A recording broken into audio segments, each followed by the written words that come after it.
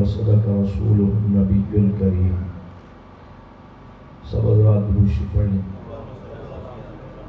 اللهم صل على محمد وعلى آل محمد كما صليت على إبراهيم وعلى آل إبراهيم إنك حميد مجيد. اللهم بارك على محمد وعلى آل محمد كما باركت على إبراهيم وعلى آل إبراهيم إنك حميد مجيد. قابل سز احترام علماء کرام، میرے ہم سفر ہمیشہ ساتھیوں،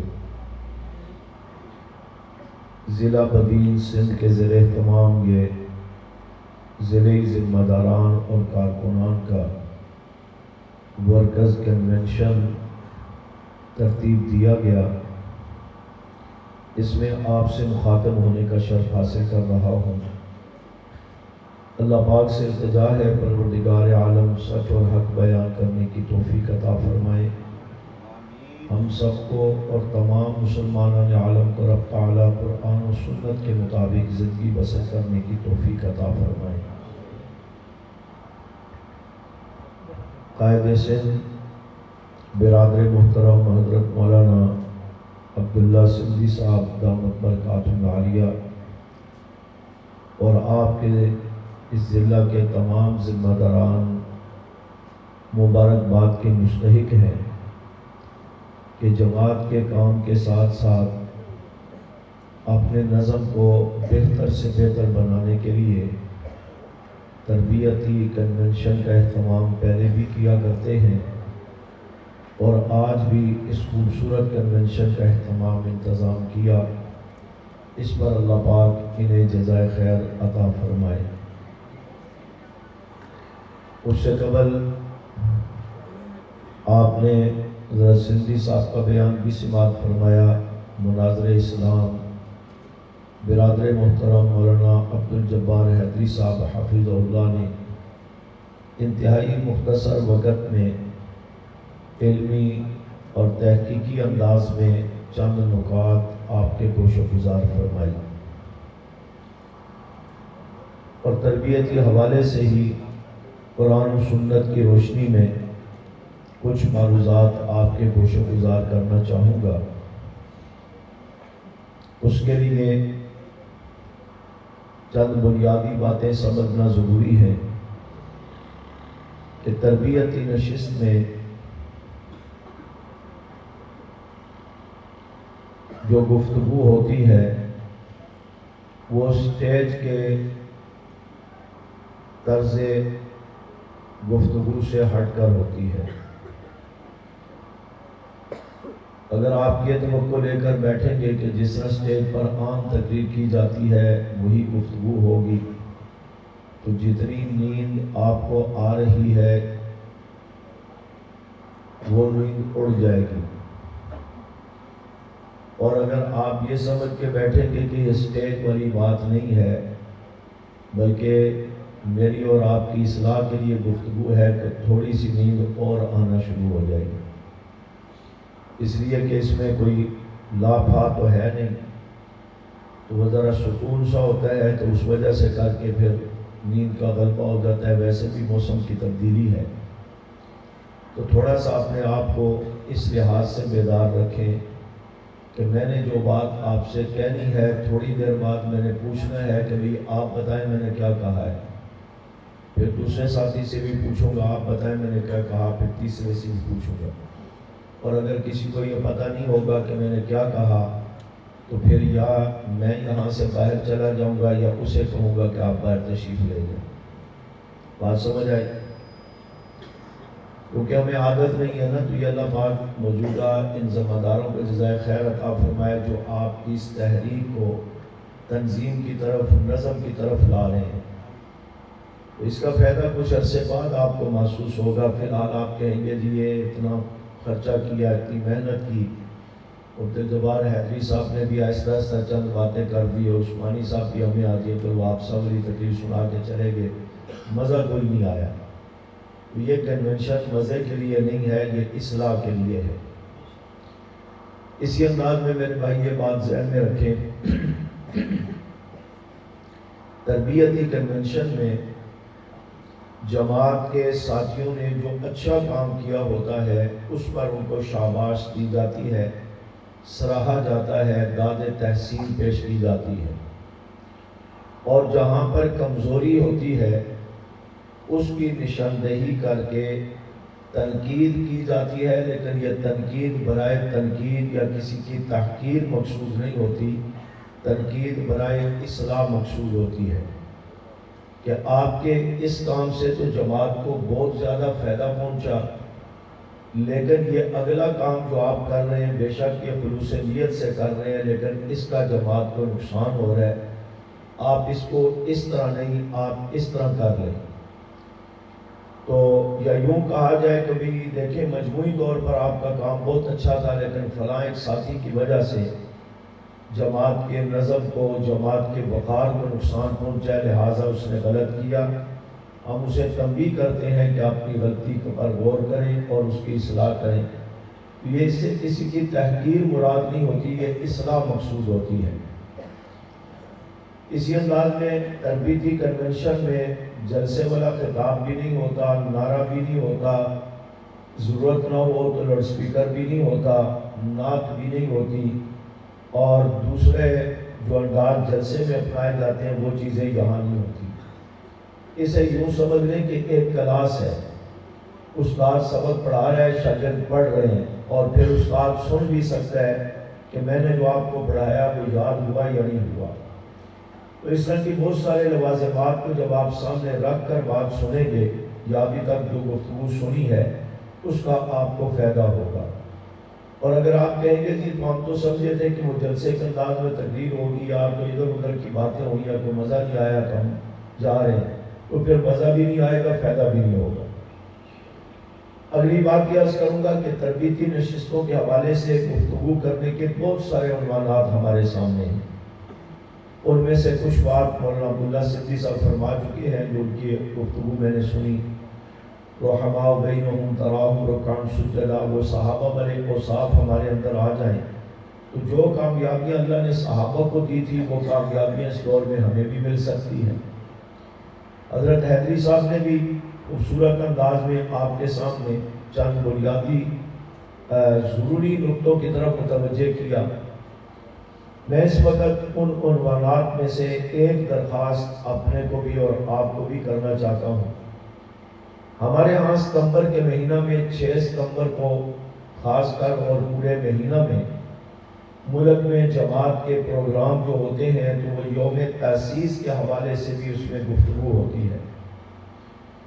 یوم تاسیس کے حوالے سے یہ ہوتا ہے کہ ہمارے اب اتنے سال پورے ہو چکے ہیں، ہم آئندہ سال اور آئندہ کے لیے اپنے مشن کاز کو مزید بہتر مضبوط کر کے منزل کی طرف بڑھانے کے لیے تجدید عزم کرتے ہیں۔ کیا کرتے ہیں؟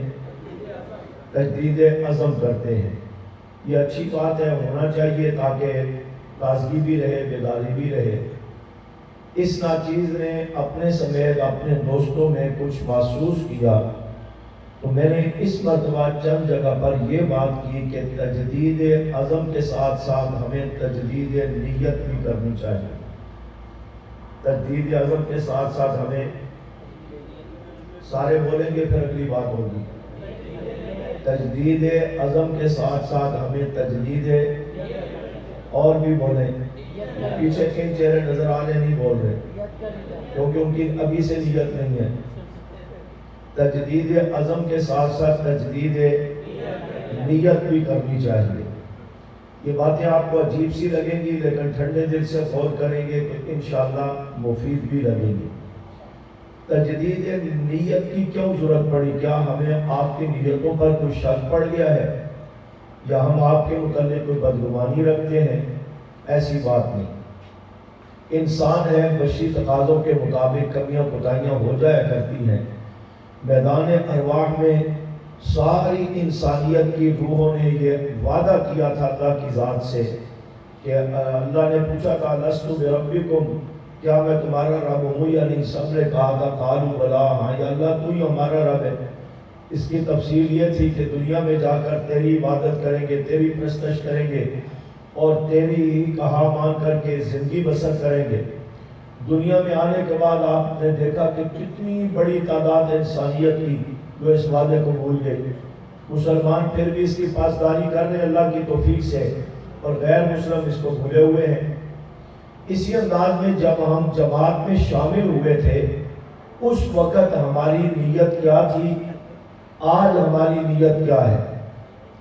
اس وقت جو نیت تھی آج بھی اگر وہی نیت ہے. مثلا اس وقت ہماری نیت یہ تھی کہ ہم اس جماعت میں شامل ہو رہے ہیں اللہ کی رضا کے لیے، ناموس رسالت، ناموس صحابہ اہل بیت کا تحفظ کریں گے، اور صحابہ کے دشمن اہل تشیع کے کفر کو بے نقاب کر کے قانون کے ذریعے انہیں قادیانیت کی طرح گویا کہ انہیں ان کی حیثیت بتلوائیں گے کہ ان کی مذہبی حیثیت کیا ہے، اور اسی پر ہماری زندگی لگ جائے، ہمارا مال لگ جائے، ہماری جان لگ جائے، اس کو سعادت سمجھ کر ہم اس مشن کو منزل تک پہنچائیں گے.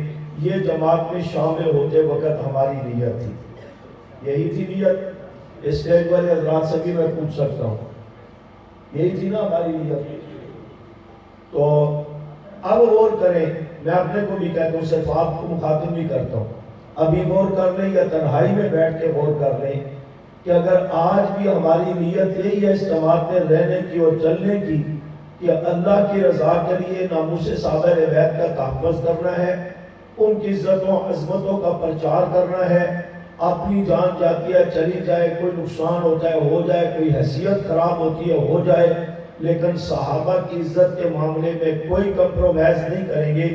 اگر آج بھی نیت یہی ہے تو اللہ کا شکر ادا کرتے ہوئے کہیں الحمدللہ. اور اگر نیت ابتداء جماعت میں شامل ہوتے وقت تو یہ تھی، لیکن جماعت میں آنے کے بعد پتہ لگا کہ اس جماعت میں تو بڑی واہ بھی ہوتی ہے، بڑا پروٹوکول بھی ملتا ہے، بڑے نعرے بھی ملتے ہیں، بڑی لش پش بھی ہوتی ہے، اور بڑے عہدے شعدے بھی ملتے ہیں، عہدوں کے اندر بڑی کشش بھی ہوتی ہے، اور پھر بڑی چودراہٹ بھی ہوتی ہے، اور اپنی منمانی بھی ہوتی ہے. اس کے بعد آ کر کے نیت میں محسوس طریقے سے یا غیر محسوس طریقے سے فرق پڑ گیا کہ جناب والا آئے تو تھے اللہ کی رضا اور صحابہ کی عزت کے لیے، لیکن اب دیکھیں نا حالات ایسے بن چکے ہیں، میری اتنی قربانی لگ گئی، میں اتنا پرانا آدمی ہوں، میری اتنی خدمات ہیں، میرے اتنے کارنامے ہیں، میں نے اتنے علاقے تک اور اتنے زمانے سے محنت کی ہے، اب میری بھی تو کوئی عزت ہے نا، مجھے بھی تو کوئی حق ملنا چاہیے، مجھے بھی تو کوئی حصہ ملنا چاہیے، میری بھی تو کوئی حیثیت ہے نا. اگر نیتوں کے اندر یہ چیزیں شامل ہو گئی تو سمجھ لیں کہ گڑبڑ شروع ہو گئی ہے، اس کی اصلاح کی ضرورت ہے. بات سمجھ رہے؟ گڑبڑ شروع ہو گئی ہے، اب اس کی اصلاح کی ضرورت ہے. اور یہ سلسلہ اتنا حساس ہے کہ اللہ تبارک و تعالیٰ فرماتے ہیں فَادْعُوا اللَّهَ مُخْلِصِينَ لَهُ الدِّينَ أَلَا لِلَّهِ الدِّينُ الْخَالِصِ. اللہ کی رضا کے لیے اللہ پر ایمان ہے، صحابہ اہل بیت پر ایمان ہے، یا دین اسلام کا جو بھی عنوان ہے، سارے اس خلاصے میں شامل ہیں کہ جو بھی معاملہ کرنا ہے، ایمان ہے، تقوی ہے، طہارت ہے، امانت ہے، دیانت ہے، عبادت ہے، جہاد ہے، تحریک ہے، تنظیم ہے، جو بھی دین کے معاملے کے ساتھ جڑنا ہے، اس میں خلوص انتہا درجے کا پیدا کرو کہ اس میں کسی قسم کی ریا کا شک و شائبہ تک نہ ہو. الا للہ الدین الخالص کہہ کر کے اللہ پاک نے مزید تاکید فرمائی کہ خالصتاً جو بھی کرنا ہے دین کے معاملے میں اللہ کی رضا کے لیے کرو. اس میں کوئی کسی قسم کا تصور میں بھی کوئی شائبہ تک نہ اس میں پایا ہے. اس لیے نبی کریم صلی اللہ علیہ وسلم کا یہ مشہور فرمان جو حدیث کی تمام بڑی کتابوں کا آغاز اسی روایت سے ہوتا ہے، فرمایا انما الاعمال بالنیات وانما لامرئ ما نوى الى آخرہ، کہ اعمال کا دار و مدار نیتوں پر ہے. قیامت کے دن اعمال کوئی گنتی کی ترتیب سے اجر اور جزا اور سزا یا نجات نہیں ملے گی. اس عمل کے خلوص کی بنیاد پر اس کا وزن دیکھا جائے گا. اگر آپ میں سے علماء تو بیٹھے ان کے علم میں ہے، ختم بخاری شریف کے کسی پروگرام میں کبھی شرکت کی ہو تو وہاں پر علماء کرام اس چیز کو بڑے علمی اور واضح انداز میں اس چیز کو بیان کرتے ہیں وہی چیز میں اسی طرف اشارہ کر رہا ہوں کہ وہاں پر گنتی نہیں دیکھی جائے گی مقدار کتنی ہے. حضرت عمر رضی اللہ تعالیٰ جو اللہ کے رسول صلی اللہ علیہ وسلم کے حکم پر جو تعامل لے کے آئے تھے وہ مقدار کے لحاظ سے آپ سے جب پوچھا گیا نا کیا لائے ہو, گھر والوں کے لیے کیا چھوڑا, تو آپ نے فرمایا گھر میں جو کچھ تھا آدھا آپ کی خدمت میں لائے ہیں, آدھا گھر والوں کے لیے چھوڑ آیا ہوں. حضرت صدیق اکبر سے پوچھا گیا آپ کیا لائے ہیں, فرمایا گھر میں جو کچھ تھا سب لے کے آیا ہوں. اب مقدار کے لحاظ سے حضرت عمر جو لائے تھے وہ زیادہ تھا, لیکن حضرت صدیق اکبر مقدار کے لحاظ سے جو لائے تھے وہ تھوڑا تھا, لیکن جذبہ اور نیت یہ تھی, فرمایا گھر میں جو کچھ تھا سب لایا ہوں, گھر والوں کے لیے کیا چھوڑا ہے, اللہ اس کے رسول کا نام چھوڑ کر کے آیا. اب یہ ہے کہ تھوڑا سا فرق لیکن سمجھنے کی بات ہے. اعمال کا دار و مدار نیتوں پر ہے.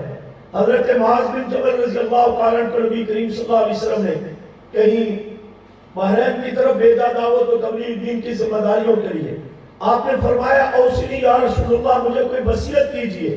آپ نے فرمایا اخلص دینک, دین کے معاملے میں جو کام ذمہ داری سونپی جا رہی ہے اس میں خلوص پیدا کرو, خلوص پیدا کرو.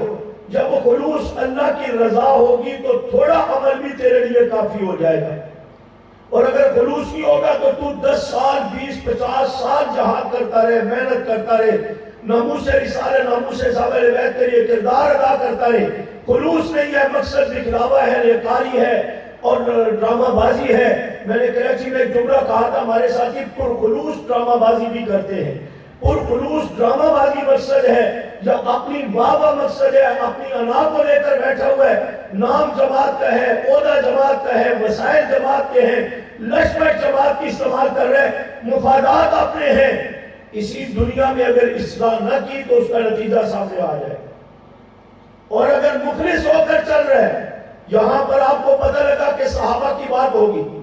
ایک شخص ہے کہ وہ 10 لاکھ روپیہ لگا کر بدین ضلع میں بہت بڑی کانفرنس کرواتا ہے, بڑے اشتہار, بڑے علماء, بڑے خطباء, بڑا مجمع, بڑی پبلسٹی. ذہن میں یہ ہے کہ لوگ کہیں کہ یار بڑا بہادر ہے, بڑا پیسہ لگایا, بڑا مخلص ہے, کوئی فائدہ نہیں. دوسرا ساتھی ہے, اس کا ذہن ہے یہاں پر ابھی کچھ دیر بعد صحابہ کے غلام آ کر بیٹھیں گے, صحابہ کی بات ہوگی, صحابہ کی عزت کی بات ہوگی. وہ جھاڑو لے کر یہاں صفائی کرتا ہے کہ میں اور تو کچھ نہیں کر سکتا, صحابہ کے غلاموں کے لیے جگہ درست کر دوں, صفائی کر دوں, مقصد اللہ کی رضا ہے, اس کی نجات کے لیے یہ کافی ہے. اس لیے فرمایا خلوص پیدا کرو. جماعت میں آتے وقت کیا نیت تھی, آج کیا نیت ہے, اگر وہی ہے تو اللہ کا شکر ادا کرو. اگر اس میں ذرا بھی گڑبڑ شامل ہو گئی ہے, مفادات شامل ہو گئے, اپنی ذات شامل ہو گئی ہے, اپنی عزت وقار کا جذبہ شامل ہو گیا تو فوراً اصلاح کرو, توبہ استغفار کرو. اس کی بہت زیادہ ضرورت ہے. حضرات صحابہ اکرام رضوان اللہ تعالی اجمعین کے لیے اللہ کے رسول صلی اللہ علیہ وسلم نے فرمایا کہ اگر میرے صحابہ ایک جو مٹھی, یہ جو اتنے ہاتھ میں لیے جاتے ہیں, اللہ کے رستے میں خرچ کریں, اور آج کا مسلمان احد پہاڑ کے برابر اللہ کے رستے میں صدقہ کرے, اللہ کے رستے میں خرچ کرے. احد پہاڑ 7 کلومیٹر بڑا پہاڑ ہے, اس کی لمبائی چوڑائی نیٹ پہ چیک کر لیں کہ بہت بڑا پہاڑ ہے, 7 کلومیٹر تو لمبائی ہے اس کی. فرمایا آج کا مسلمان اللہ کے رستے میں احد پہاڑ کے برابر سونا خرچ کر لے, میرے صحابہ کا اللہ کے رستے میں ایک مد جو خرچ کرنے کے برابر نہیں ہو سکتا. کہاں اتنا سے جو اور کہاں اتنا بڑا پہاڑ, فرق کیا ہے؟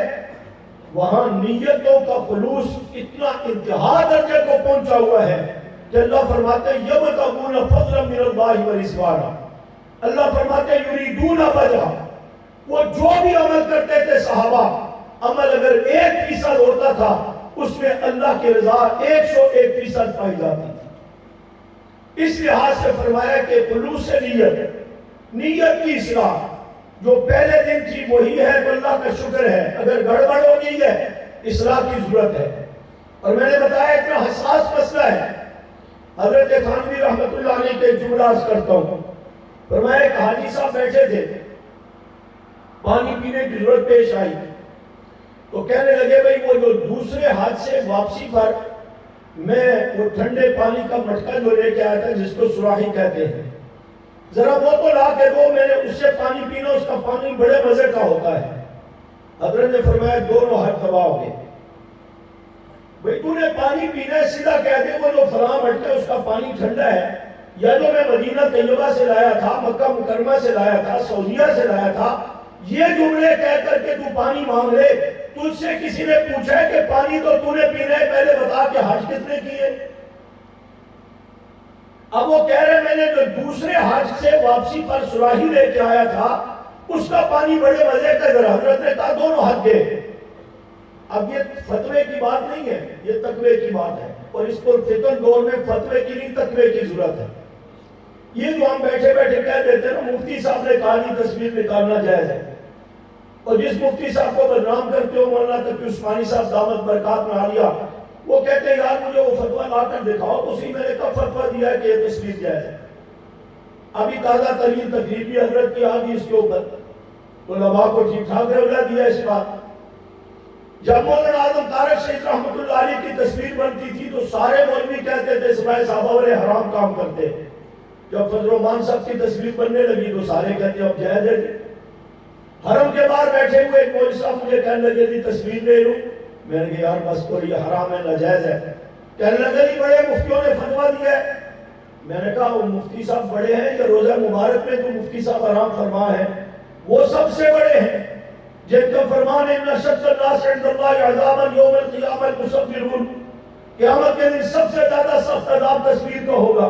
لیکن وہ بنانے ہاتھ سے بنانے والی، میں نے کہا حدیث میں یہ جملے ہیں کہ موبائل سے بنا لینا، ہاتھ سے بناؤ گے تو جہنم میں جاؤ گے، کیوں تعبیریں کرتے ہو؟ یہ تعبیریں تو یہودیوں کا کام تھا جس کی وجہ سے اپنے مذہب کو بیڑا غرق کر بیٹھے، اور بات کرتے ہیں فتوے کی ہے تو فتویٰ تو علماء نے دیا تھا نا شیعہ کافر ہے۔ جب 10,000 شہید کروا رہی آپ نے تو بعض مفتیوں نے کہا یہ ہمارے بھائی ہیں، پھر فتویٰ کدھر گیا؟ میں نے اس بھائی کو سمجھایا، میں نے کہا مناسب نہیں ہے یہ کام نہ کیا کرو، حرم ہے، روزہ مبارک ہے۔ آدھا گھنٹہ بحث کرتا رہا، پھر خاموش ہو گیا۔ پھر جب اٹھنے لگا کہتا ہے ایک تو لے لوں، ایک تو لے لوں، یعنی کہ اللہ اس کے رسول کے حکم کا حیا نہیں کرنا، جو دل میں بات آئی ہوئی ہے اس کو لازمی عمل میں لانا ہے۔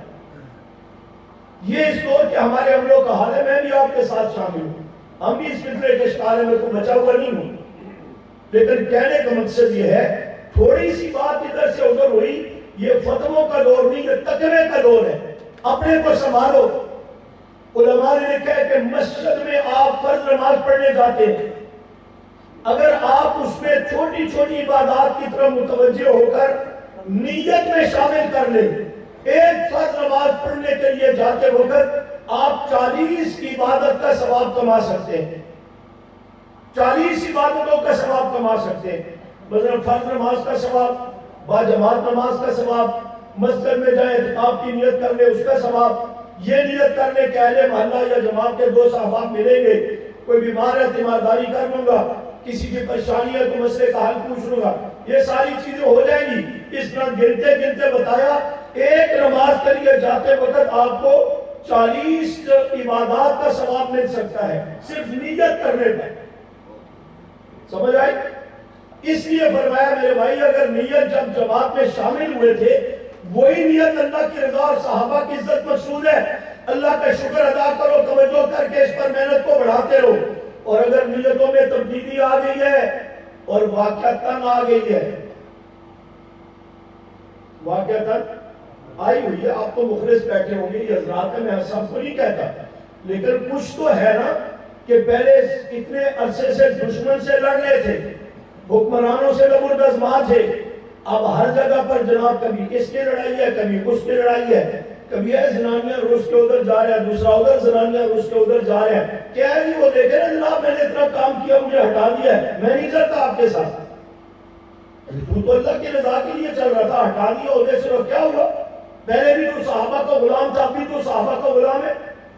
مقصد اگر اللہ کی رضا اور صحابہ کی عزت تھی، تجھے یہاں بٹھایا جائے تب بھی الحمدللہ پڑھ، اور اگر تیری ڈیوٹی لگائی جائے جاؤ جا کر صحابہ کے غلاموں کے جوتے سیدھا کرو، اس سے زیادہ اللہ کا شکر ادا کر کہ مجھے صحابہ کے غلاموں کے قدموں میں جگہ مل گئی، میرے لیے یہ بھی سعادت۔ اب یہ چیز بدلتی جا رہی ہے، جس کی وجہ سے ہر دوسری یونٹ میں، ہر دوسری تحصیل، ہر دوسرے ضلع میں آپس کا انتشار کھڑا ہے، اور ایسے ایسے دعوے ہیں اور ایسی ایسی دلائل ہیں، آدمی کانوں کا ہاتھ لگاتا ہے۔ وہ یہ شریفین پکڑے گئے نا، نواز شریف شباز شریف پکڑ کر ملک بدل کر دیا، چور ہے، ڈاکو ہے، نعرہ لگ گیا پورے ملک میں۔ اب انہوں نے دیکھا بھی اپنی عزت کو بچانی ہے، کچھ تو کرنا ہے، تو اس کا حل انہوں نے دیکھا کہ نواز شریف صاحب نے اپنی بیٹی کو ڈینٹل پینٹن کروا کر کے قوم کے سامنے لا کر کھڑا کر دیا، کڑی نو دیکھو تو یوں ووٹا شوٹا دیو دینا تعامل کرو، تیزی شکل دیکھو، اگرچہ وہ فضل الرحمان صاحب کی عمر کی ہے، لیکن اس کو دیکھ کر لوگ نوجوان پیچھے چل پڑے۔ اب اس نے قوم کو کچھ اور بھی تو دکھانا تھا، اس نے کہا جی ووٹ کو عزت دو، یہ نعرہ دے دیا۔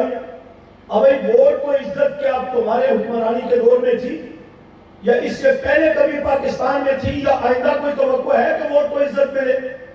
یہاں تو آرڈر چلتے، لیکن اس نے قوم کو اپنے پیچھے چلانا تھا نا، کہیں اپنی لشپش دکھا دی، کہیں یہ نعرہ دکھا دیا، قوم پاکستان کی جو پھر پیچھے چل پڑتی ہے، جناب وہ زندہ باد مرد آباد کر کے چل پڑی۔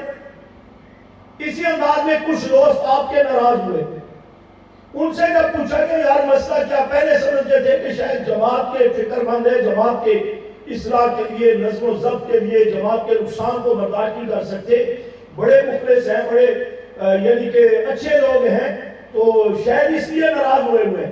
لیکن جب تحقیق کی گئی تو واضح الفاظ میں کہا جی، انہوں نے کہا کہ ہم اس لیے علیحدہ ہوئے کہ کارکن کو عزت دو، یہ انہوں نے نعرہ لگایا، کارکن کو عزت دو۔ میں نے ایک سے کہا، میں نے کہا پہلی بات ہے کہ الحمدللہ جتنی کارکن کی عزت ہماری جماعت میں ہے، تم چونکہ کسی اور جماعت میں رہے نہیں ہو، اس لیے کہیں کسی رش کی وجہ سے کوئی قائد آپ کو سلام نہیں کر سکا یا آپ اس سے ملاقات نہیں کر سکے تو آپ فوراً منہ بنا لیتے ہو، ورنہ آپ چند اور جماعتوں میں کچھ دن گزار کے آؤ، پھر اپنی جماعت اور اپنی قیادت سے بے تکلفی کو دیکھو، قربت اور پیار اور محبت شفقت قیادت کی دیکھو، تمہیں پتہ لگے جتنی کارکن کی عزت اس دور میں اس جماعت میں ہے، ذمہ داری سے کہتا ہوں کسی مذہبی سیاسی جماعت میں نہیں ہے۔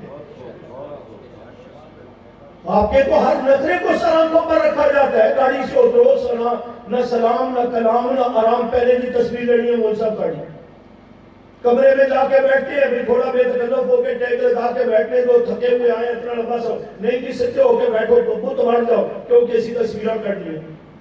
اچھا جی وضو واسطے جانا ہے، اس کی بھی تصویریں، باتھ روم بھی جانا ہے، وہاں پتہ نہیں وہ دروازہ ہے تو رکاوٹ بن جاتی ہے، دروازہ نہ ہوتا تو وہاں بھی تصویر کے لیے پیچھے گھس جاتے، ادھر تو کوئی رکاوٹ نہیں ہے۔ کیسے آپ کہتے ہیں کہ یہاں کارکن کی عزت تھی؟ کہیں اتفاقی ہو گیا، قائدین جلدی میں ہے یا رش ہے زیادہ، آپ کا سلام کلام نہیں ہو سکا تو کوئی مسئلہ نہیں، دوسرے موقع پر ہو جاتا ہے۔ مولانا اعظم طارق شریف رحمۃ اللہ علیہ فرمایا کرتے تھے، ہم کئی جلسے پر پہنچتے لمبا سفر کر کے تھکاوٹ بیانات، تو ہم کہتے ہیں یار بیان اگر کچھ ٹائم ہے تو ایسا کریں، سب کو کہیں کہ جلسے میں جائے اور ذرا کمرہ دروازہ بند کر دو، میں تھوڑا آرام کر لوں۔ کہتے ہیں وہ جو باہر نکال رہا ہوتا ہے نا، بھی چلو بھائی چلو حضرت نے آرام کرنا ہے، وہ ساروں کو باہر نکال کر کنڈی لگا کر خود بیٹھ کر باتیں کرنے لگ جاتا ہے، پھر پرانے کس سے کہانیاں چھیڑ دے گا، وہ سونے نہیں دے گا۔ یہ اکثر ہمارے ساتھ بھی تجربہ ہوا۔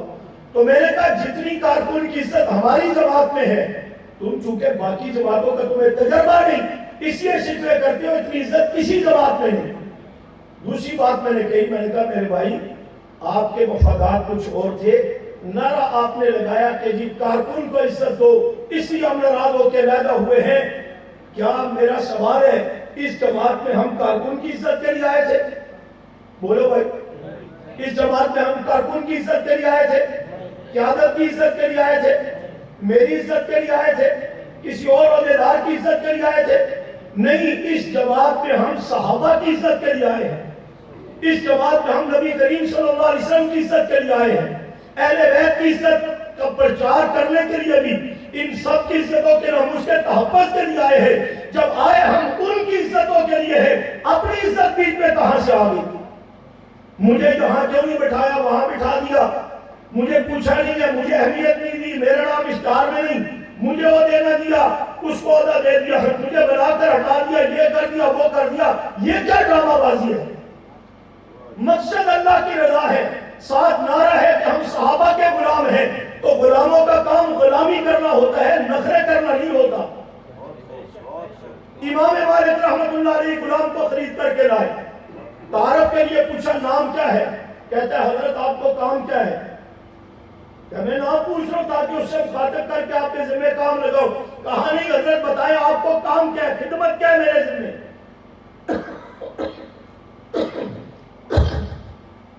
کھانا پینا کیا پسند کرتے ہو؟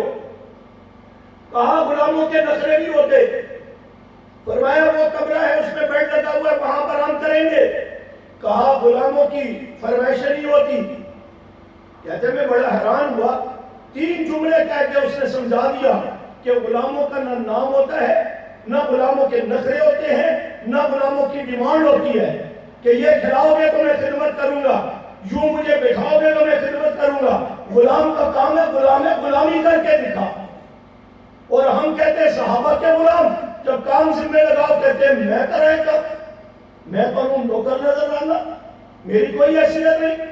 اونوں کو فلانے میں جا کے کم کر کے آئے، مجھے وہاں بٹھا دیا، مجھے یہاں کیوں نہیں بٹھایا؟ اس کو عہدہ دے دیا، مجھے کیوں نہیں دیا؟ یہ غلاموں کا کام نہیں ہے، یہ غلاموں کا کام نہیں ہے. غلام سعادت سمجھتا ہے تیری محفل میں جہاں جگہ مل گئی، یہ سعادت ہے، صحابہ سے نسبت ہے. یہ سلسلہ چل رہا ہے ملا عمر صاحب سے، ملا عمر صاحب رحمت اللہ علیہ سے وہاں بات ہوئی. بلکہ ایک موقع پر افغانستان میں جماعت کا وقت کیا سرکاری طور پر پہلے روز کی بات ان کو مبارکباد پیش کرنے کے لیے. اس پر جب بات ہوئی تو ہم وہاں پہنچے، تو وہاں پر جا کر ہم نے سلام دعا کی اور خیر خیریت ہوئی، بات ہوئی. تو چند چیزیں دیکھنے میں آئے. مولانا عبدالغفور ندیم شہید رحمت اللہ علیہ گاڑی میں ہم کوئٹہ سے جب آگے گئے، ادھر سے گاڑی آئی ہوئی تھی تو ڈرائیور کے ساتھ بیٹھ سے اس کے ساتھ گپ شپ کرتے رہے. ان کا مزاج تھا، خوش مزاج آدمی تھے. افغانستان پہنچ کر کے پوچھا کہ آپ کا اخلاق بڑا اچھا لگا ہے، ابھی تو ہم سرکاری دورے پر آئے ہیں، ہمیں کوئی اپنا فون نمبر کوئی وزٹنگ کارڈ دے دے، ہم بعد میں اپنی ترتیب سے آئیں گے تاکہ آپ کے ساتھ رکھ کر کے افغانستان کی سیر کر سکیں. اس نے کہا جی بالکل میں حاضر ہوں خدمت کے لیے، لیکن آپ کے ذہن میں ہونا چاہیے یہ جو ویگن کی ڈرائیورنگ کر کے میں آپ کو لے کے آیا ہوں، میں اس ویگن کا ڈرائیور نہیں ہوں، میں ضلع کا ڈپٹی کمشنر ہوں. مجھے امیر المومنین نے کہا میرے مہمان آ رہے ہیں کوئٹہ سے لے کے آؤ، بس میں نے گاڑی لی ہے، میں آپ کی خدمت میں آ گیا، میں ضلع کا ڈپٹی کمشنر ہوں. رات کو کھانے پر بیٹھے، ہاتھ بلانے کے لیے دسترخوان پر ایک لمبے کر کے مولوی صاحب گاڑی پکڑی اور وہ برتن اٹھا کر کے وہ لوٹا اٹھا کر میں ہاتھ بلانے لگے. میں نے کہا رہنے دے، یہ نوجوان بیٹھے ان کو دے دے. کہتے نہیں بس میں بلا دیتا ہوں. میں نے کہا بڑے اچھا نہیں لگتا، یہ نوجوان بیٹھے ان کو دے دو. تو دوسرے صاحب نے بتایا کہ یہ صرف بڑے نہیں ہیں، یہ محکمہ جنگلات کے وزیر ہیں، ان کے ذمہ آج لگا ہے کہ اپنے مہمانوں کے جوتے بھی سیدھے کر دے، ان کو ہاتھ بھی دلوانے ہیں. اور پھر انہوں نے بتایا کہ یہاں 1 مہینہ جو وزیر ہوتا ہے، اگلے مہینے یا 2 مہینے 3 مہینے بعد اس کو گن دے کر کے چوکیدار بنا کر کھڑا کر دیتے، وہاں کھڑا ہو کر پہرا دے. اس سے دماغ کے اندر عہدوں کا خمار پیدا نہیں ہوتا. پھر یہ بات نہیں پیدا ہوتی میں نہ مانوں، پھر دستور منشور، پھر جماعت، پھر اپنی ذات کو لا کر پھر ساری چیزوں کا رگڑا دیتے ہو. نہ صحابہ کی نسبتوں کا خیال، نہ جماعت کی عزت کا خیال، نہ دشمن کے سامنے جماعت کی وقار کا خیال. بس دماغ میں جو آئی ہے وہ کرنی ہے، جو مرضی کر دو. اللہ دیکھ رہا ہے، ہم جماعت میں اپنی عزت کے لیے نہیں صحابہ کی عزت کے لیے آئے. ہمیں اس معاملے میں احتیاط کرنی چاہیے، اصلاح کرنی چاہیے.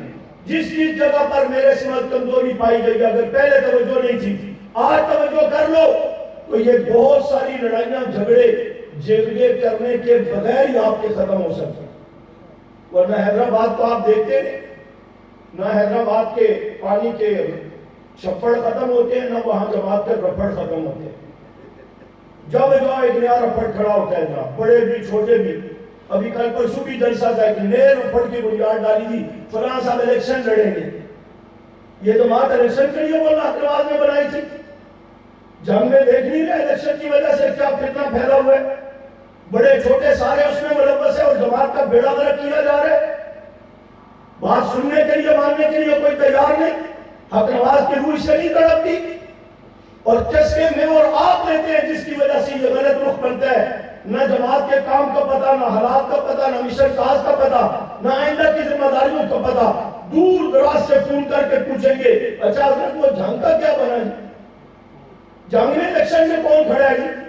جنگ میں کون ہے؟ اور جن کی بات آپ کر رہے ہیں وہاں نہ یونٹ ہے، نہ جماعت کا کام ہے، نہ کوئی نظم ہے، نہ کوئی تربیتی نشست ہے. تقریباً 99% فارغ ہے جماعت کے کام سے. یہی مرض اگر آپ کے اندر بھی یہاں پھیلتا جا رہا ہے، حیدرآباد تک تو میں نے سنا پہنچ گیا ہے. آپ کے ایک ہے جماعت کی طرف سے مشورے کے ساتھ متفقہ امیدوار کھڑا کر کے جماعت کی ضرورت کو سمجھ کر میدان کو خالی نہ چھوڑنے کی وجہ سے یا دشمن کے مقابلے میں آنے کی وجہ سے باضابطہ مؤثر پالیسی بنا کر چاہے سندھی صاحب میدان میں اتر آئے، کوئی بھی آئے، جماعت کا فیصلہ ہو، متفقہ ہو، جماعت کا وقار مجبور نہ ہو، اس طور پر الیکشن کے لیے میدان میں آنا یہ قلعہ اور گمان ہے. ایک ہے کہ بس اپنے آپ کو نہیں، بس چونکہ میں ہم سب امید سے ہیں. جماعت کا بے شک بیڑا غرق ہو، تیری امید پوری ہونی چاہیے. مولانا حق نواز شریف رحمۃ اللہ علیہ نے جو قدم رکھا تھا سیاست میں، یہ وضاحت کر کے رکھا تھا کہ چوکوں چوراہوں پر، منبر اور محراب پر جو بات میں کر رہا ہوں، میری بات سن کر دلائل کے اوپر توجہ دے کر میرا تعاون کرنے کے بجائے حکومت انتظامیہ مجھے ہی مارتی ہے، دشمن کو کچھ نہیں کہتی. تو فرمایا میں نے سمجھا کہ جہاں قانون بنتا ہے وہاں جا کر یہ بات کروں. جب قانون بن جائے گا تو پھر مجھے مارنے کے بجائے گستاخ کو پکڑ کر کے قانون مارے.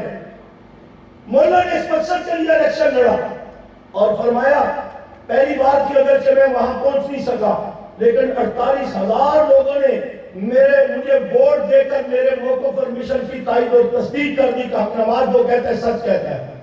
لہٰذا میری ہار نہیں، میری جیت ہے. پھر بھی اس کے بعد مولانا صاحب قاسمی رحمۃ اللہ علیہ، مولانا آدم طارق صاحب رحمۃ اللہ علیہ، رحیم قاسمی صاحب، خلیفہ عبدالقیوم صاحب رحمۃ اللہ علیہ، یہ جو لوگ بھی جماعت کے مشورے ترتیب کے ساتھ اسمبلیوں میں گئے، انہوں نے جماعت کی عزت وقار کی بات کی، جماعت کی مشن کی بات کی، جماعت کے معاملات کو سامنے رکھا. لیکن مولانا حق نواز رحمۃ اللہ علیہ نے سیاست کا عنوان ضرورت کے لیے دیا تھا، مقصد کے لیے نہیں دیا تھا. ہم نے اب اس کو ضرورت کے بجائے مقصد بنا لیا اور جو مقصد تھا اس کو ضرورت کی سطح پر لے گئے. کوئی ضرورت ہوگا تو کوئی یونٹ بنا لیں گے، کوئی کام کر لیں گے، نہیں ہے تو بس اس چکر میں پڑے رہو کہ الیکشن کیسے لڑنا ہے. خبردار، مجلس احرار کو نقصان پہنچا. اخوان المسلمین جہادی تنظیم تھی، الیکشن میں پڑنے کی وجہ سے اقتدار پر تو پہنچ گئے لیکن موقع مشن سے ہاتھ دھو بیٹھے، اپنی حیثیت سے ہاتھ دھو بیٹھے. اور اسلام کی 1400 سالہ تاریخ میں آج تک کسی جگہ پر آپ دنیا کے کسی خطے پر یہ ثابت نہیں کر سکتے کہ الیکشن کے ذریعے انقلاب آیا ہو یا اسلام آیا ہو. یہ تو ایک وقت کی ضرورت ہے. کابل میں محنت کی، قادیانیت کو میں نسبت کی اقرار دلوا دیا. اب وہ اتنے ہوشیار ہو گئے کہ وہ دوبارہ اس راستے پہ کسی کو نہیں آنے دیتے. یہ تو آپ کی قربانیاں اور محنت اور بالخصوص مولانا احمد جہانوی صاحب دامت برکات عالیہ کی دیانتداری سے جملہ کہتے ہیں صفاتی محنت ہے. اس محنت کے نتیجے میں قومی اسمبلی میں بھی اور سینٹ سے بھی بل پاس ہو گیا. اسی ہم ان سے بھی درخواست کیا کرتے ہیں سیاست کو چھوڑو، صفاتی محنت میں اللہ نے آپ کو وقار کامیابیاں دی ہوئی ہے. آج کی صفاتی محنت کی آپ نے 20 سال، جماعت کو بہت سارا فائدہ پہنچا، بل پاس ہو گئے، آسانیاں پیدا ہو گئی، لاپتہ افراد جو ہے وہ آزاد ہو گئے اور عمومی گرفتاریاں اندھا دھند ہوتی تھی وہ ختم ہو گئی، پروگراموں پر پابندیاں کم ہو گئی اور آپ بڑی آسانی کے ساتھ جماعت کا کام پوری دنیا میں کر رہے ہیں. یہ مولانا لدھیانی سب کی صفاتی محنت کا نتیجہ. لیکن جیسے ہی اس فطرہ سیاست کو ٹچ کرتے ہیں تو آپ دیکھتے ہیں پورے پاکستان میں، پوری دنیا میں انتشار، افتراق اور ذہنوں میں ٹینشن پیدا ہو جاتی ہے. صحیح کہہ رہا ہوں غلط کہہ رہا ہوں؟ برا لگے گا لگتا رہے، لیکن یہ بتاؤ صحیح کہہ رہا ہوں غلط کہہ رہا ہوں؟ اسی انداز میں وہ دوست بھی جو آپ سے ناراض ہو کر کے چھوٹی چھوٹی گروپیاں بنائے پھرتے ہیں، جی کارکن کو عزت دو، تو ہم اس جماعت میں آئے تھے صحابہ کی عزت کے لیے، ہم اس جماعت میں صحابہ کی عزت کے لیے، کارکن کو عزت دے کر نعرہ کدھر سے آ گیا؟ یہ کارکن کی عزت مسئلہ نہیں ہے، یہ تیرے مفادات کا مسئلہ ہے۔ کوئی بھی ہو کسی جگہ پر جو ساتھی گڑبڑ کر رہا ہے، جماعت کے نظم کو، دستور، منشور کو نظر انداز کر کے اپنی میں کو لے کر کے بیچ میں آ رہا ہے، میں ہوں کوئی بھی ہو، وہ سب یہ غلط کر رہے ہیں۔ ایک صاحب مجھے پوچھنے لگا پچھلے سال صبح یکم محرم تھی، راول پنڈی، میرے بزرگ آیتان نوید سامنے سال کی عمر 2-3 دن سے بیمار تھے، اطلاع آئی وفات پا گئے ہیں، اللہ پاک ان کی مغفرت فرمائے۔ میں کال آ رہی تھی، میں نے بھائی سب کی کال دیکھ لی لیکن بات پوری کر لی، پھر آگے دیکھیں گے مشورے میں جو ترتیب ہوگی۔ توجہ ہے آپ کی؟ تو میں عرض کر رہا تھا کہ اس سلسلے میں اس صاحب نے مجھے فون کر کے کہنے لگا کہ یہ مجھے بتائیں کہ کل جلوس ہے یکم محرم کا، ہم شرکت کر سکتے؟ میں نے کہا آپ نے رابطہ کمیٹی ختم کر دی، گروپ ختم کر دیا؟ کہتا نہیں جی وہ تو ہے۔ میں نے کہا پھر کیا لینے آؤ؟ کہتے جی ہم آئیں گے، صحابہ کے غلام ہیں، ہم آئیں گے۔ میں نے کہا آپ اپنی ترتیب میں جلوس نکال لیں۔ کہتے نہیں مولانا نواز شریف رحمۃ اللہ علیہ نے فرمایا تھا کہ اس جلوس میں بریلوی، دیوبندی، اہل حدیث سارے آ سکتے ہیں۔ میں نے کہا بالکل آ سکتے ہیں، بریلوی بھی آ سکتے ہیں، دیوبندی بھی آ سکتے ہیں، اہل حدیث بھی آ سکتے ہیں، صحابہ کو خراج تحسین پیش کرنا، حضرت عمر خراج تحسین پیش کرنا، لہذا سارے آ سکتے ہیں، اس پر کوئی مسئلہ نہیں۔ کہتے جی پھر ہم کیوں نہیں آ سکتے؟ میں نے کہا اس وقت آپ نہ بریلوی ہیں، نہ دیوبندی ہے، نہ اہل حدیث ہے، آپ اس وقت باغی کی حیثیت سے چل رہے ہیں، اور باغیوں کے لیے قرآن کہتے ہیں طائفتان من المؤمنین اقتتلوا فاصلحوا بینہما فإن بغت احداہما علی الأخری، پہلے اصلاح کرو، اگر اصلاح نہیں ہوتی فإن بغت احداہما علی الأخری فقاتلوا التي تبغي حتى تفیء إلی أمر اللہ۔ اور ہم میں سے بھی ساتھی گڑبڑ کرتے ہیں، پتہ ہے ساتھی جماعت سے پیدا ہوا ہے، نقصان پہنچا رہا ہے، ادھر بھی رابطے ہوں گے، ادھر بھی رابطے ہوں گے، رحمان بھی راضی رہے، شیطان بھی راضی رہے۔ بچو سکا بھائی اور بیٹا کیوں نہ ہو، جماعت کے سسٹم سے نکل گیا، جماعت کو نقصان پہنچا رہے، جماعت کے معاملات کو خراب کرنے کا سبب بن رہے، اسے صاف کہہ دو تیرا رستہ وہ ہے، میرا رستہ یہ ہے۔ جب آپ اصولوں کی پاسداری نہیں کر سکتے تو آپ خلافت کا نظام کیسے قائم کریں؟ میں کہیں بیان کر رہا تھا، میرا بیٹا رحمۃ اللہ علیہ دین ہے، عربی میں گفتگو کرتا ہے، آپ نے اسلام آباد کی بیان سنا ہوگا، فلسطینیوں کی ترجمانی کرتے ہوئے، اس کے علاوہ وہ یوں مجمع میں بیٹھا تھا، کسی نے وہاں سے اٹھا کر اس کو ادھر بٹھا دیا۔ میں نے دوران تقریر کہا، میں نے کہا بیٹا اٹھو، جو آپ کی جگہ نہیں ادھر بیٹھو، اپنی پہچان خود پیدا کرو۔ پرزم سلطان بود، یہ کیا مطلب ہوا کہ میں عثمانی کا بیٹا ہوں، میں لدھیانوی کا بیٹا ہوں، میں فلاں کا بیٹا ہوں؟ نہیں، اپنی پہچان خود پیدا کرو، دوسرے کا سہارا مت لو، اور جماعت کے مقام کو سامنے رکھو۔ میں نے اعلان کر رکھا ہے دونوں ضلعوں میں، پنڈی اسلام آباد میں، کہ میرے بھانجے بھتیجے بیٹے بڑے ہو رہے ہیں، کوئی مفتی، کوئی عالم، کوئی ناخوان، کوئی قاری بن رہے، میری اجازت کے بغیر کسی کو عہدہ نہیں دینا۔ کل وہ خرابیاں پیدا کرے گا، آپ لحاظ کریں گے کہ ان کا بیٹا جو مرضی کرتا رہے، کیوں کرتا رہے؟ یہ جماعت پر قربانی رہی ہے، مولانا حکمراز رحمۃ اللہ علیہ سے لے کر ابھی تک 10,000 سے زیادہ علماء کارکن شہید ہو چکے ہیں، انہوں نے قربانیاں لگائی ہوئی ہیں، انہوں نے نذرانے پیش کیے ہوئے۔ اب ان کے لیے ہم صاحبزادوں کے چکر میں، بیٹوں کے چکر میں، ان چھوٹی چھوٹی باتوں پر یا اپنے مفادات، اپنی عزتوں کے چکر میں جماعت کا بیڑا غرق کریں اور کہیں کہ ہم اللہ کی رضا کے لیے کر رہے ہیں، یہ کون سی اللہ کی رضا ہے؟ تم نے اس معاملے کو حساس نہیں سمجھا، مذاق بنایا ہوا ہے۔ کسی جگہ پر اگر آپ کے ضلع میں بھی اس طرح کی کوئی کمزوری ہے، کوئی مرض پایا جاتا ہے، کسی یونٹ میں، تحصیل میں، ضلع میں، کارکنوں میں، ذمہ داروں میں، اللہ کے لیے عرض کرتا ہوں اس چیز کو چھوڑو، ورنہ کل قیامت کے لیے مشکل میں پڑ جاؤ۔ احادیث طیبہ میں آتا ہے، نبی کریم صلی اللہ علیہ وسلم کا فرمان، اللہ ہم سب کی حفاظت فرمائے، قیامت کے دن ایک عالم پیش ہوگا، ایک شہید پیش ہوگا، ایک مالدار پیش ہوگا، اللہ فرمائے گا ہاں جی کیا کیا آپ نے؟ یا اللہ تیرا دیا ہوا بہت کچھ تھا، تیری رضا کے لیے دین پر بڑا خرچہ کیا۔ اللہ فرمائیں گے جھوٹ کہتا ہے، تیرا مقصد تھا لوگ مجھے سخی کہے، کہا جا چکا ہے، لہذا جاؤ اس کو جہنم میں لے جاؤ۔ علامہ صاحب کیا کر کے آئے ہو؟ آپ کی رضا کے لیے دشمن کو لٹاتے ہوئے تقریریں کرتے تھے، صحابہ کی عصمت کا پرچار ہو جائے، اللہ کہیں گے تیرا مقصد ہوتا تھا لوگ واہ واہ کریں، وہ واہ واہ ہو گیا جاؤ جہنم میں۔ شہید ہوا میں نے جان دے دی صحابہ کی عزت کے لیے، اللہ فرمائیں گے تیرا مقصد تھا لوگ مجھے شہید کہیں، وہ کہا جا چکا جاؤ جہنم میں۔ یہ کوئی معمولی مسئلہ ہے؟ من صلی یرا فقد اشرکا، من صام یرا فقد اشرکا، جس نے دکھلاوے کے لیے نماز پڑھی، جس نے دکھلاوے کے لیے روزہ رکھا، جس نے دکھلاوے کے لیے صدقہ کیا، آپ صلی اللہ علیہ وسلم فرماتے سارا شرک ہے۔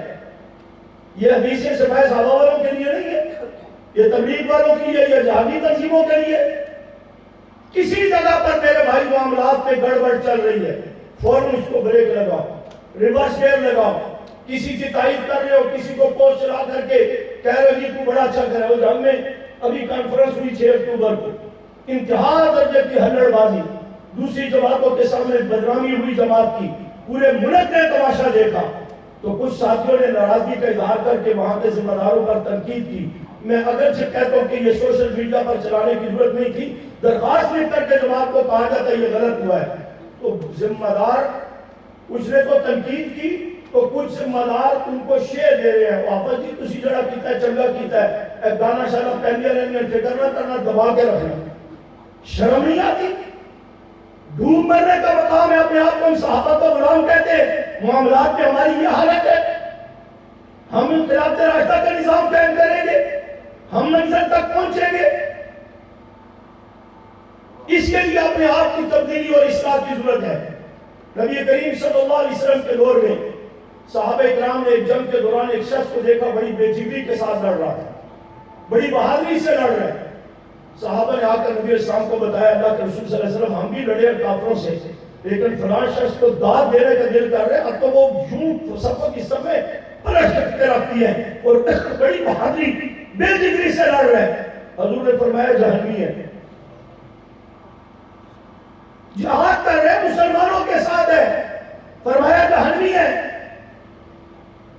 میں کو مذاق نہیں کر رہا ہوں، میں درد دل بتا رہا ہوں میرے بھائی، ہم تنگ آ چکے ہیں روزانہ کی بک بک شب شب سن کر کے، شب شب سن کر کے، کوئی ادھر سے کہتا ہے یہ یوں کر لو، دوسرا کہتا ہے اس سے غلط کیا تھے۔ یہ جب سے سوشل میڈیا کا فتنہ آیا، گھر کی لڑائیاں پہلے گھر میں ہوتی تھی، اب پوری دنیا میں ان کو پھیلایا جاتا ہے ثواب سمجھ کر کے۔ جواب اللہ کو دینا ہے، غلام ہم صحابہ کے ہیں، نبی کریم صلی اللہ علیہ وسلم کا سامنا کرنا ہے۔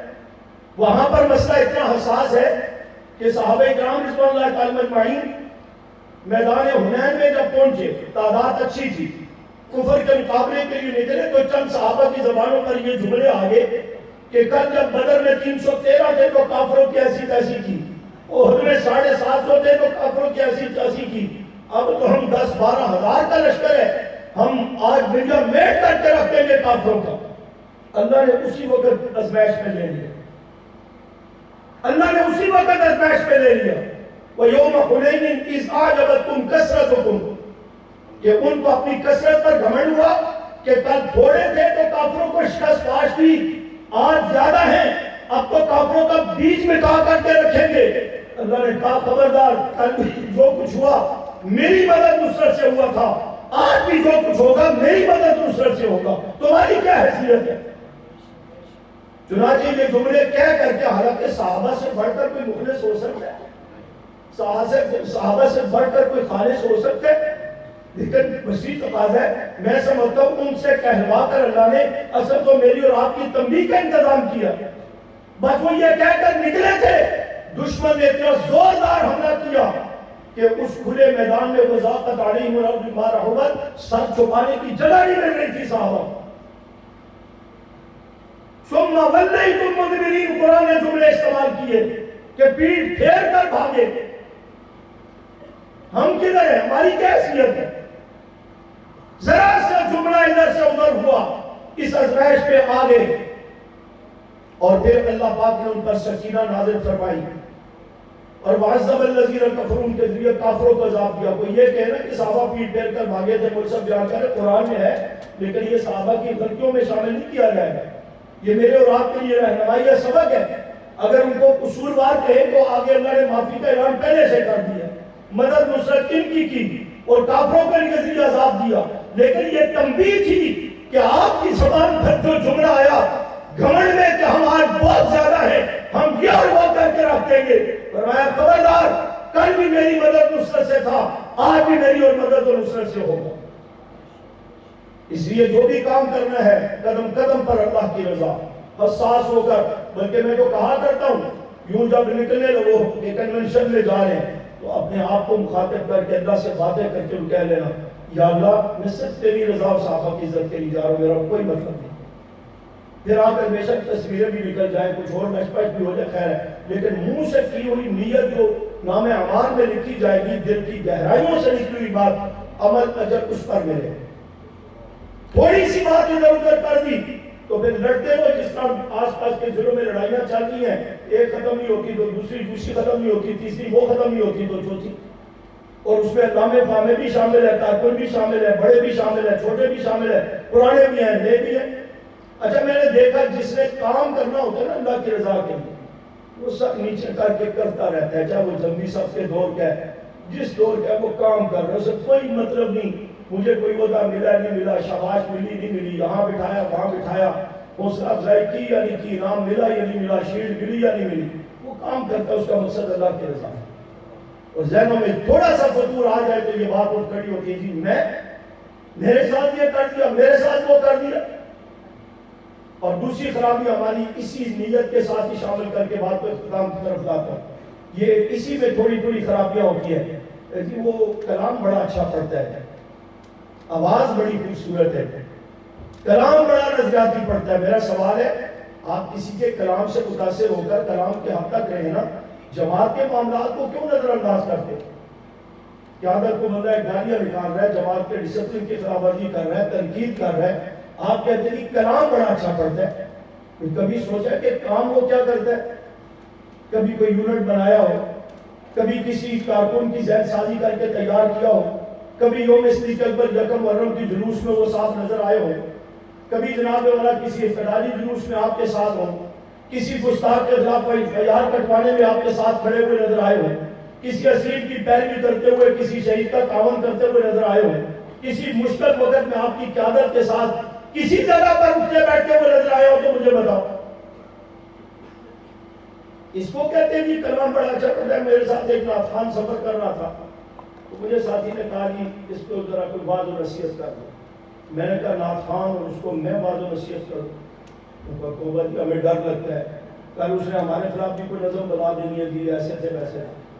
کہتا نہیں بڑا اچھا ساتھی ہے۔ میں نے کہا میں نے کب کہا کہ غلط ہے؟ اچھا جی کچھ تو کہے نا۔ میں نے کہا سنو بیٹا، چھوٹا تھا وہ، میں نے کہا بیٹا سنو، میں تنقید کے لیے نہیں سمجھانے کے لیے بات کرتا ہوں۔ قرآن کہتا ہے وَالشُّعَرَاءُ يَتَّبِعُهُمُ الْغَاوُونَ أَلَمْ تَرَ أَنَّهُمْ فِي كُلِّ وَادٍ يَهِيمُونَ وَأَنَّهُمْ يَقُولُونَ مَا لَا تَفْعَلُونَ۔ وَالشُّعَرَاءُ يَتَّبِعُهُمُ الْغَاوُونَ، یہ جو شاعر ہوتے ہیں نا، قرآن کہتا ہے یہ گمراہ ہوتے ہیں۔ أَلَمْ تَرَ أَنَّهُمْ فِي كُلِّ وَادٍ يَهِيمُونَ، کبھی اس وادی میں بھٹکتے پھریں گے، کبھی ادھر، کبھی اس جماعت میں، کبھی اس جماعت میں، کبھی اس سٹیج پر، کبھی اس سٹیج پر، ٹھیک ہے۔ أَلَمْ تَرَ أَنَّهُمْ فِي كُلِّ وَادٍ يَهِيمُونَ وَأَنَّهُمْ يَقُولُونَ مَا لَا تَفْعَلُونَ، جو کہتے ہیں وہ کرتے نہیں۔ میں نے کہا ایک تو اس چیز سے بچو۔ حسان رضی اللہ تعالیٰ عنہ حضور کے نعت خوان تھے، ان کا تقویٰ، ان کی سوچ فکر اپنا کر کام کرو۔ اور میں نے دیکھا اپنی زندگی میں خان محمد کمتر رحمۃ اللہ علیہ ہمارے اکابر کے ساتھ چلنے والے نعت خوان تھے، اسی انداز میں شریف میچنا آبادی رحمۃ اللہ علیہ تھے، اور اللہ بخش چشتی رحمۃ اللہ علیہ تھے، اور اس دور کے بڑے نعت خوان تھے امین گیلانی رحمۃ اللہ علیہ تھے۔ میں نے کہا جتنا تقویٰ اکابر میں پایا جاتا تھا اتنا نہ سے تو اس سے آدھا تقویٰ ان نعت خوانوں میں بھی پایا جاتا تھا۔ نماز کے پابند تھے، شلوار ٹخنوں سے اوپر ہوتی تھی، اور کلام ان کا کیسٹوں میں تو سنو ایمان تازہ ہوتا ہی ہوتا ہے، کاغذ پر لکھا ہوا بھی پڑھو گے تو آنکھوں سے آنسو نکلیں گے۔ حضرت حیدری صاحب رحمۃ اللہ علیہ محتاط ذوق کے مالک تھے، لیکن خان محمد کمتر رحمۃ اللہ علیہ کی نظمیں گاڑی میں لگا کر کے سنا کرتے تھے۔ کہتے جی کہ آپ کا کیا مطلب ہے آج کل کے نعت خوان وہ مؤثر نہیں ہے، ان کے کلام میں تاثیر نہیں ہے؟ میں نے کہا ہے، ان کے کلام میں تو ڈبل تاثیر ہے۔ ان نعت خوانوں کے کلام سے مرد متاثر ہوتے تھے، لڑکے متاثر ہوتے تھے۔ آج کل کے نعت خوان سب کے کلام سے لڑکے بھی متاثر ہوتے ہیں، لڑکیاں بھی متاثر ہوتی ہیں۔ یہاں تو ڈبل تاثیر پائی جاتی ہے۔ لیکن بات میں نتیجے کی کر رہا ہوں. نتیجہ کیا نکلتا ہے؟ کراچی سے لے کر پشاور تک ایک مجاہد تیار ہو جو جان ہتھیلی پر رکھ کر کہتا ہو میں میدان میں بھی نہیں چھوڑوں گا صحابہ کے دشمن کو اور صحابہ کے عظمت کا پرچار کروں گا، جان دے دوں گا. ایک کا نام ہو. الٹا جماعت میں چلنے والے نوجوانوں کو گمراہ کر کے بددل کر کے ان کو دور کرنے کی محنت ہو رہی ہے. رونے دھونے کے انداز میں اشعار پڑھ کر کے لوگوں کو بیوقوف بنایا جاتا ہے اور ہم کہتے ہیں جی کلام بڑا سنا ہے جی، آواز بڑی سنی ہے جی، نظریاتی بڑا کلام پڑھتا ہے جی، کام کیا کرتا ہے؟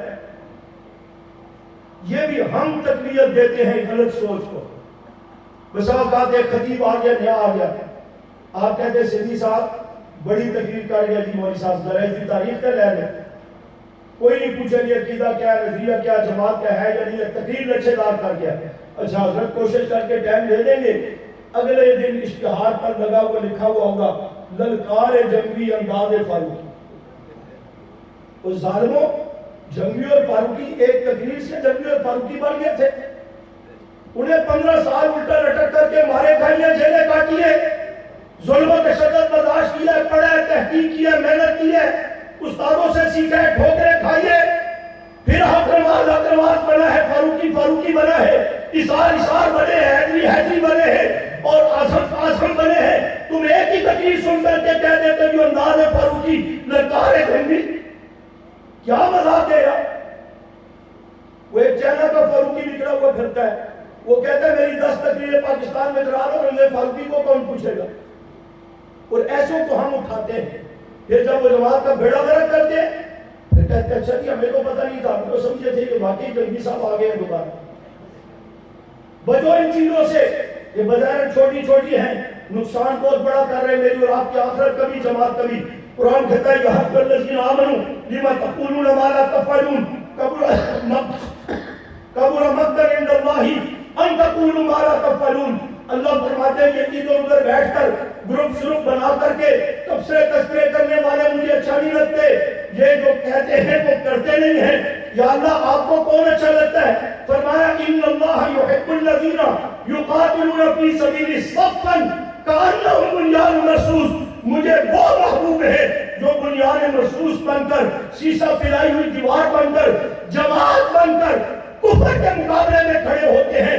وہ اگر تھوڑے بھی ہوتے ہیں میں ان کے خلوص کی بنیاد پر ان کو غلبہ اور فتح عطا کرتا ہوں. تو جماعت بن کر کام کرنا کوئی رسم و رواج نہیں ہے. مرضی ہوئی تو جماعت میں آ گئے، مرضی ہوئی تم رس کر کے سیٹ پہ چلے گئے. یہ اللہ کا حکم ہے، یہ شریعت کا تقاضا ہے. جماعت بن کر کام کرنا یہ شریعت کا تقاضا ہے. نبی علیہ السلام صحابہ کو جہاں بھی بھیجتے تھے، 2 ہیں، 10 ہیں، 20 ہیں، 50 ہیں، 1000 ہیں، جماعت کو حکم لگا کر یہ امیر ہے باقی آپ اس کے مامور ہیں.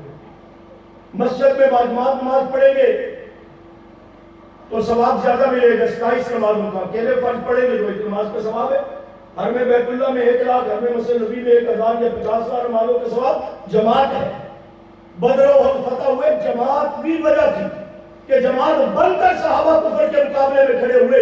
نہتے تھے، تجربہ بھی نہیں تھا، ابتدا کی آغاز کا اچانک نکالا گیا تھا، لیکن جماعت تھی، اللہ کی مدد نصرت آئی اور کافروں کو لاکھوں چلے چلوا کر کے دکھا.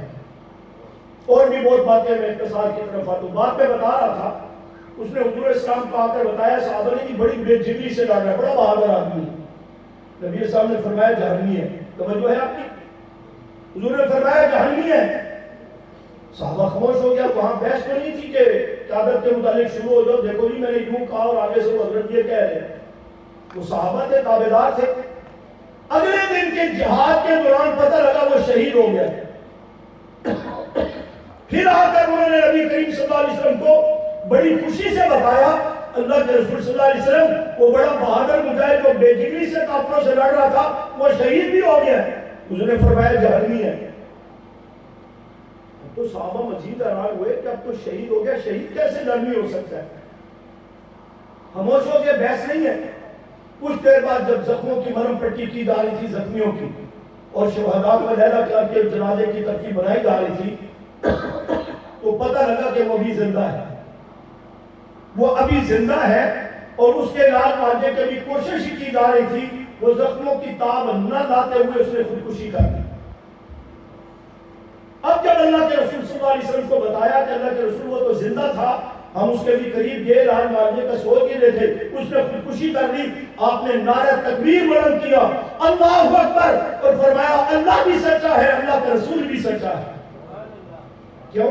اللہ نے کچھ رہنمائی کی ہوگی نا کہ جس کو یہ حضرت صاحب سمجھ کر کے لش پش کر رہے ہیں کہ حضرت صاحب بڑے مخلص ہیں، کیا بات ہے جی حضرت کی، اتنی بہادری بے جگری سے لڑ رہے ہیں، اللہ نے بتا دیا ہوگا کہ وہ کس مقصد کے لیے لڑ رہے ہیں۔ اور ترتیب چلتے چلتے وہ بظاہر مجاہد بھی ہے، شہید بھی ہے، صحابہ کہہ رہے جنتی ہے، حضور کہہ رہے جہنمی ہے۔ تو جب موت واقع ہوئی تو پتہ لگا کہ واقعتاً لڑ تو بے جگری سے رہا تھا، بڑی ہمت قوت جرأت سے کفر کا مقابلہ کر رہا تھا، لیکن کوئی وجہ تو کہیں تو کوتاہی اللہ معاف فرمائے رہ گئی نا کہ موت آئی ہے تو حرام کی موت مرا۔ اس لیے آقا بار بار کہہ رہے تھے وہ جہنمی ہے، صحابہ حیران ہو رہے تھے۔ ہم سمجھتے ہیں صفا میں آگے کام کیا نہ کیا، یا صحیح کیا غلط کیا، صحیح کر لنا، ہم سارے بخشے بخشائے۔ جو بندہ جتنا زیادہ حساس منصب پر حساس نسبت پہ آتا ہے اس کا معاملہ اتنا زیادہ حساس ہو جاتا ہے۔ عام مسلمانوں سے کب پوچھا جائے گا کہ صحابہ کے لیے تم نے کیا کیا؟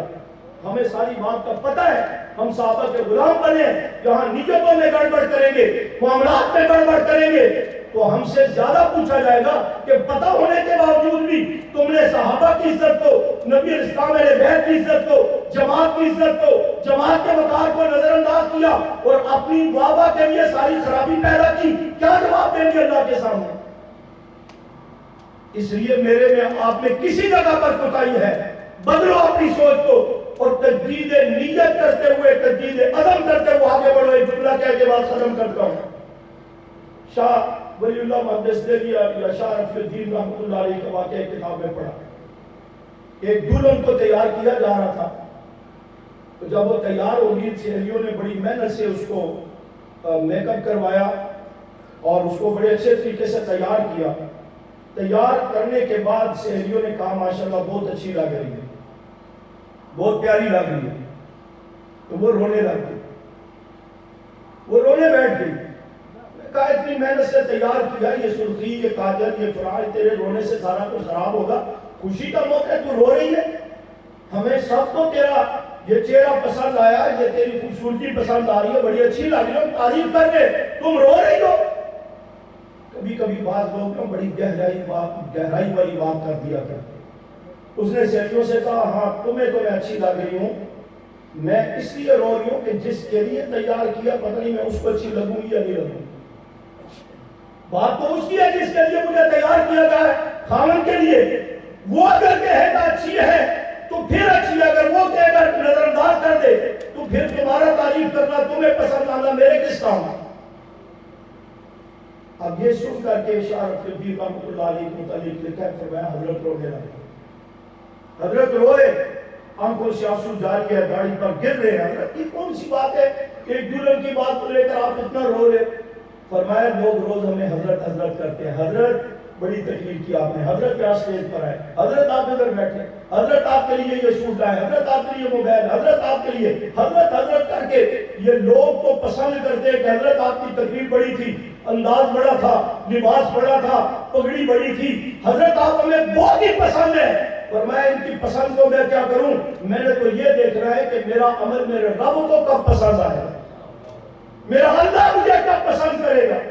اور صحابہ کے جذبوں کی انتہا جو تھی وہ یہی تھی، یبتغون فضلا من اللہ ورضوانا، وہ جو کام کرتے تھے نہ اپنے کو خوش کرنے کے لیے، نہ دوسروں کو خوش کرنے کے لیے، نہ ریا تھی، نہ انا تھی، نہ مفادات تھے، نہ منافقت تھی، وہ جو کام کرتے تھے اللہ کی رضا کے لیے کرتے تھے۔ اور پھر اللہ نے بھی اپنی پسند کا اعلان کرتے ہوئے کہا تھا رضی اللہ عنہم ورضوا عنہ، محبوب تیرے صحابہ کے ہر عمل ہر ادا مجھے رب کو پسند ہے، میں رب ان صحابہ کو پسند ہوں۔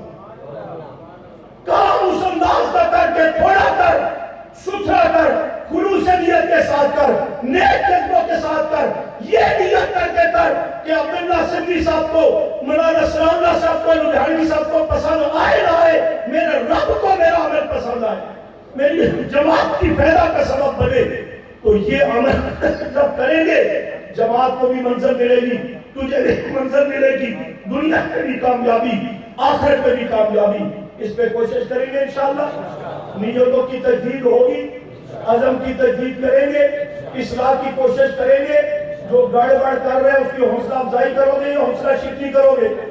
جو جماعت کو یا جماعت کے مفاد اور وقار کو نظم و ضبط کو نقصان پہنچا رہا ہے، طے کر لو ہم کسی کا گروپ بن کے نہیں چلیں گے، ہم جماعت کے ساتھ ہیں۔ یہ محنت کریں گے انشاءاللہ۔ اللہ میرا اور آپ کا حامی و ناصر ہو۔ 3 مرتبہ سورۃ اخلاص پڑھ لیں، دعا کر کے